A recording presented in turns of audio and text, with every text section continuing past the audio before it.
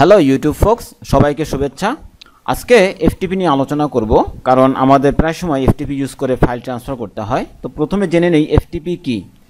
FTP এটা একটা acronym, এটার ইলাবোরেশন হচ্ছে ফাইল ট্রান্সফার প্রোটোকল।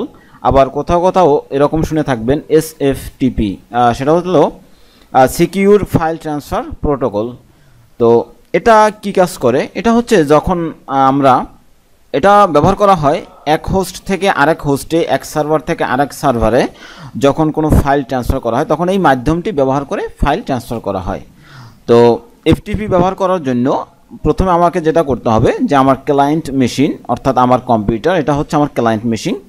আর সার্ভার মেশিন হচ্ছে আমি যেই মেশিনে আমার ফাইলগুলো আপলোড করব সেটা হচ্ছে সার্ভার মেশিন। তো এর জন্য আপনাকে একটা সার্ভার মেশিনের অ্যাকাউন্ট থাকতে হবে। যারা ওয়েব ডিজাইন বা ডেভেলপ করে থাকেন তারা সাধারণত সবাই জানেন যে এর জন্য আমরা সিপ্যানেল ব্যবহার করে থাকি। তো সিপ্যানেল আমরা কয়েকভাবে পেতে পারি। এটা হচ্ছে আমি যেই সাইটে কাজ করব, অর্থাৎ সেই সাইটের একটা আইডি পাসওয়ার্ড থাকে, অথবা আপনি চাইলে ইন্ডিভিজুয়ালি কিনে নিতে পারেন। যেমন হোস্টগেটর আছে, তারপরে ড্রিম হোস্ট আছে, আরবিক্স আছে, এরকম অনেক আছে। বাংলাদেশে অনেকে এরকম প্রোভাইড করে থাকেন। তো চলুন আমি আমার সাইটে যাই। সাইটের নাম লিখে এরপরে সিপ্যানেল লিখতে হবে। সিপ্যানেল লিখলে আপনার হয় পোর্ট সহকারে এরকম আসবে, অথবা সিপ্যানেল নামটাই থাকবে। তো এখানে আপনাকে আপনার সার্ভার আইডি এবং পাসওয়ার্ড দিতে হবে। আমি আমার সার্ভার আইডি এবং পাসওয়ার্ড দিয়ে লগ ইন করলাম। তো লগ ইন করলে আপনি সাধারণত এরকম পেয়ে থাকবেন আপনার সিপ্যানেলটা, অথবা একটু চিত্র ভিন্ন রকম থাকতে পারে। আমি যেটা করি সাধারণত যখন আমি কাজ করি তখন এই যে ফাইল, এগুলো ড্র্যাগ করা যায়। অর্থাৎ আমার যদি নিচে নেওয়ার প্রয়োজন হয় তখন আমি এটা করে থাকি, উপরে নিয়ে আসি ফাইলটাকে, এবং ডাটাবেস আর পিএইচপির যেই অপশনগুলো থাকে এগুলো আমি উপরে নিয়ে আসি কাজের সুবিধার জন্য। আর যদি না পান সেক্ষেত্রে আপনি এখানে এফটিপি লিখে সার্চ করতে পারেন, এখানে আপনার এফটিপি চলে আসবে। আবার কোনো সিপ্যানেলে আপনি এই সার্চ অপশনটি বাম পাশে পাবেন। আপনি যেভাবে পেয়ে থাকেন প্রত্যেকটা সিপ্যানেল এরকম এফটিপি বা ফাইল এফটিপি অ্যাকাউন্টস এই নামে থাকবে। এখানে ক্লিক করবেন। এরপর আপনি যেই নামে এফটিপি ক্রিয়েট করবেন, অর্থাৎ ইউজার অ্যাকাউন্ট, আমি এখানে রেক্স সংক্ষেপে দিয়ে দিলাম। এরপর পাসওয়ার্ড দিতে হবে। পাসওয়ার্ডটা আপনি নিজে জেনারেট করেও দিতে পারেন, আবার এখানে পাসওয়ার্ড জেনারেটর আছে, সেটাও আপনি জেনারেট করে দিতে পারেন। আমি পাসওয়ার্ড জেনারেটে ক্লিক করলাম। এরপর আপনি এটা ইউজ করতে পারেন। এর জন্য এটা সিলেক্ট করা লাগবে, তারপরে ইউজ পাসওয়ার্ড। আর যদি চান যে না আরও স্ট্রং পাসওয়ার্ড ইউজ করবেন, আরও বেশি পাসওয়ার্ড ইউজ করবেন, সেক্ষেত্রে আপনি এই অ্যাডভান্স অপশনে যাবেন। অ্যাডভান্স অপশনে ক্লিক করলে আপনি কত ক্যারেক্টার পর্যন্ত ইউজ করতে পারবেন সেটা এখানে দেখা যায়। আপনি আপনার ক্যারেক্টার বাড়িয়ে দিতে পারেন। আমি এখানে 18 দিলাম সর্বোচ্চ। এরপর এখান থেকে ক্যারেক্টারগুলো চেঞ্জ করে দিতে পারবেন। এখানে সব কিছু দেওয়া আছে, আপনারা দেখলেই বুঝতে পারবেন। আমি এটা কপি করে রাখলাম একটা নোটপ্যাডে। তারপর আই হ্যাভ কপিড আমি সিলেক্ট করে দিলাম। ইউজ পাসওয়ার্ড আমি আরেকটু ড্র্যাগ করে নিচে যাব। আর এই জায়গাটা একটু ইম্পর্টেন্ট, কারণ হচ্ছে যে পাবলিক আন্ডারস্কোর HTML এরপরে /রেক্স, আমি এখানে রেক্স নাম দিয়েছি, তাই বাই ডিফল্ট রেক্স দেওয়ার সাথে সাথে, অর্থাৎ আমি এখানে যেইটা দিব সেটা এখানে চলে আসবে। তা আমি রেক্সটা কেটে দিলাম, কারণ হচ্ছে আমি সম্পূর্ণ ফাইলে অ্যাক্সেস নিতে চাই। আর আপনি এই কাজটি তখন করবেন যখন নির্দিষ্ট কোনো ডিরেক্টরিতে নির্দিষ্ট কোনো ইউজার অ্যাক্সেস নিতে চাইবে, বা আপনি আপনার কোনো ডেভেলপার বা ডিজাইনারকে দিবেন, তখন আপনি এরকমটা করে দিতে পারেন, নির্দিষ্ট করে যে তুমি এই ডিরেক্টরির বাহিরে অ্যাক্সেস নিতে পারবে না। এরপর এখানে আপনার অ্যামাউন্ট আছে যে আপনি একসাথে কতগুলো ফাইল আপলোড করতে পারবেন। এখানে 2000 মেগাবাইট আছে, আমি এটা দিয়ে দিলাম আনলিমিটেড, অর্থাৎ আমার আনলিমিটেড ফাইল ট্রান্সফার করতে পারবে একসাথে। এরপরে ক্রিয়েট এফটিপি অ্যাকাউন্ট। এরপর আমার এফটিপি অ্যাকাউন্টটি ক্রিয়েট হয়ে গেল। আমার যে ইনফরমেশনগুলো আমি দিয়েছি ওগুলো আমি একসাথে পেতে যাচ্ছি। এই জন্য আপনি যদি আরেকটু ড্র্যাগ করে নিচে নামেন, এরকম একটা অপশন পাবেন। আর এখানে এসে কয়েকটা অপশন আছে, আমি কনফিগার এফটিপি ক্লায়েন্ট এখানে ক্লিক করব। এরপর আমি আমার এই ইনফরমেশনগুলো একসাথে পেয়ে কপি করে নিলাম আমার নোটপ্যাডে। আর এখানে আমি কি মাধ্যম ব্যবহার করে, কি সফটওয়্যার ব্যবহার করে আমি এফটিপি বা ফাইল ট্রান্সফার করতে পারি, এখানে দেওয়া আছে ফাইলজিলা, কোর এফটিপি, সাইবার ডিউক, এটা ম্যাকের জন্য। যাই হোক, আমি সাধারণত ফাইলজিলা ইউজ করি। যদি কখনো ফাইলজিলা ব্যবহার করে অ্যাক্সেস নিতে না পারি তখন কোর এফটিপি ইউজ করি। অনেক সময় দেখা যায় ফাইলজিলা সেই সার্ভার ফাইলজিলা সাপোর্ট করে না, তো যাই হোক, আমি এখানে ফাইলজিলা ইউজ করব। আমি ফাইলজিলা রান করলাম। রান করলে প্রথমে আপনাকে একটা সফটওয়্যার লাগবে ফাইলজিলা রান করতে হলে। ইন্টারনেট থেকে ডাউনলোড করে আপনারা এটা ইনস্টল করে নেবেন, বা এফটিপি ফ্রি এফটিপি ক্লায়েন্ট লিখে সার্চ দিলেও আপনারা এরকম পাবেন। আর এটা ইনস্টল করার প্রক্রিয়া হচ্ছে সাধারণ সফটওয়্যার যেভাবে ইনস্টল করেন ঠিক সেভাবে ইনস্টল করতে হবে, তেমন বেশি কিছু নাই। আর অনেকে যেটা করে থাকেন যে এখানে হোস্ট, তারপরে ইউজার নেম, পাসওয়ার্ড, পোর্ট এটা দিয়ে কানেক্ট করে দেন। সেক্ষেত্রে দেখা যায় একটা সার্ভার আমাকে একাধিকবার কাজ করা লাগতে পারে, অথবা আজকে কাজ করলাম 1 মাস পরে আবার কাজ করা লাগতে পারে।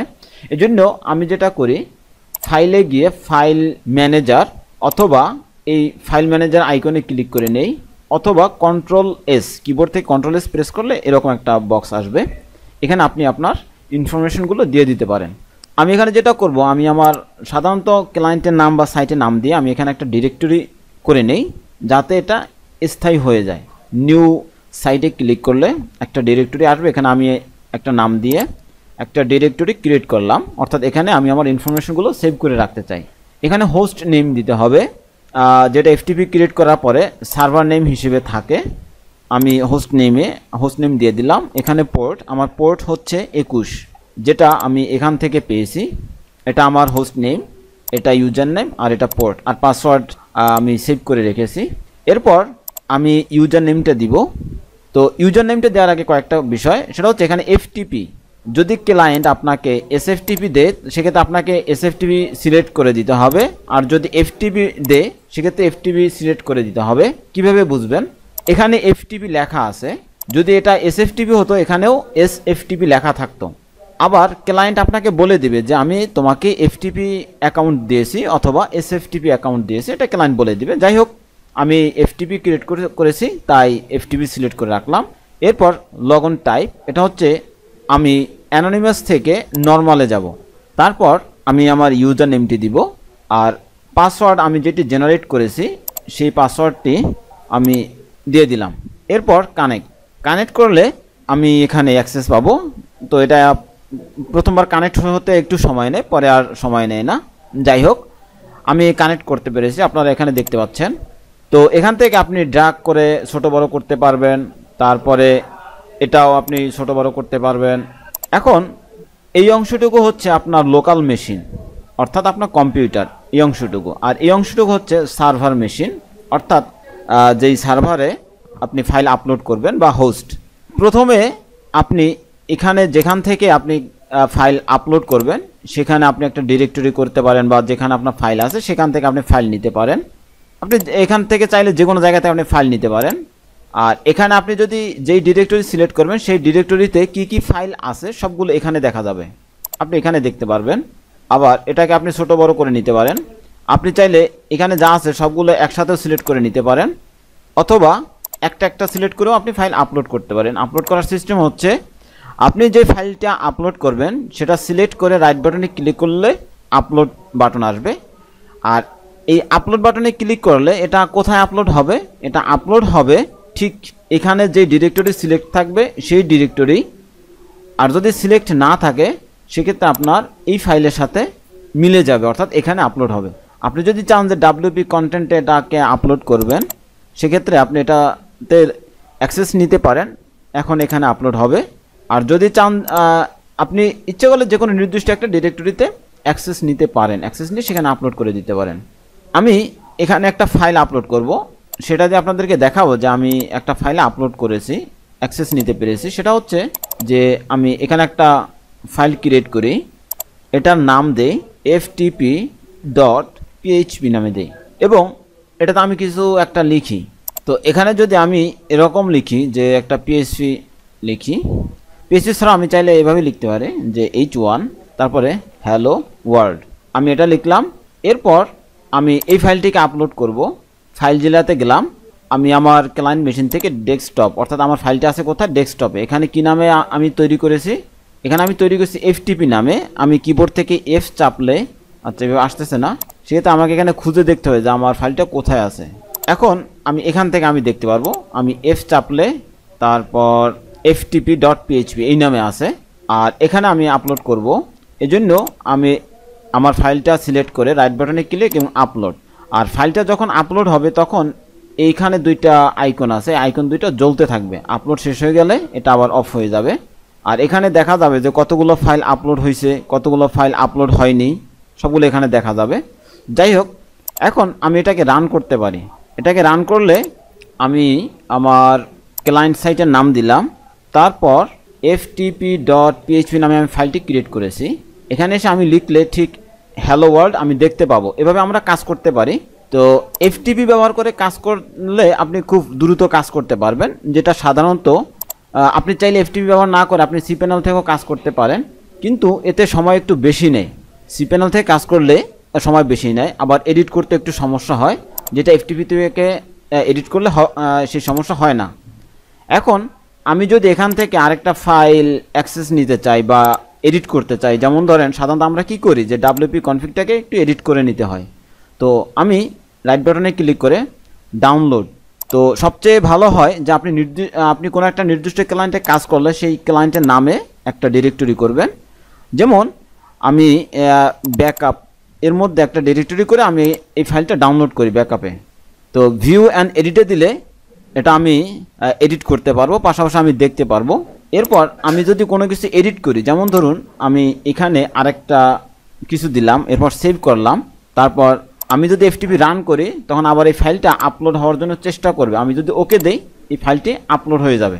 এভাবে আমরা ফাইল আপলোড করতে পারি, ডাউনলোড করতে পারি। যদি একাধিক ফাইল ডাউনলোড করতে হয় আমি সবগুলো সিলেক্ট করে রাইট বাটনে ক্লিক করে আমি ডাউনলোডে ক্লিক করতে পারি। সেক্ষেত্রে আমার ফাইলটা থাকবে কোথায়? আমি এখানে যে ফাইলটা সিলেক্ট করা থাকবে, আমার ফাইলগুলো সেই ডিরেক্টরিতেই ডাউনলোড হবে। তো এভাবে আমরা কাজ করতে পারি।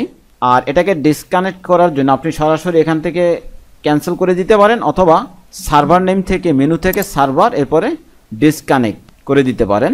এরপরে আবার যদি এখানে অ্যাক্সেস নিতে হয় সেক্ষেত্রে যেটা করবেন, আপনি আপনার ফাইলগুলোকে রান করে কিবোর্ড থেকে Ctrl+S অথবা সাইট ম্যানেজার অথবা ফাইল থেকে সাইট ম্যানেজার, আপনি যে কোনো একটাতে কাজ করলে হবে। এরপর আপনি এখান থেকে সিলেক্ট করে দিবেন যে আপনি কোন সাইটে বা কোন সার্ভারে কোন হোস্টে অ্যাক্সেস নিতে চাচ্ছেন। সিলেক্ট করে আবার কানেক্ট দিলে এটা কানেক্ট হবে।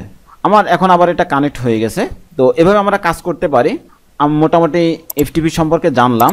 অনেক সময় আমাদের ফাইল ট্রান্সফার স্পিড বা আপলোড স্পিড বাড়িয়ে দিতে হয় যদি কম সময় থাকে। এক্ষেত্রে মেনু থেকে ট্রান্সফার, এরপর স্পিড লিমিটস ইনেবল, অথবা আপনি স্পিড লিমিট যদি কনফিগার করতে চান এখানে এসে আপনি প্রতি সেকেন্ডে কতটুকু আপলোড করবেন তা এখান থেকে দেখা যাবে, আপনি সেটা সিলেক্ট করে দিয়ে দিতে পারেন। আর আবার যদি কানেক্ট করতে হয় সার্ভার, আপনি সার্ভারে ক্লিক করে রিকানেক্ট দিলে আপনি একটু আগেই যেই সার্ভারে কানেক্ট ছিলেন সেই সার্ভারে কানেক্ট হবে। তো এফটিপি সম্পর্কে মোটামুটি এতটুকুই। তো আজকে পর্যন্তই, সবাই ভালো থাকবেন।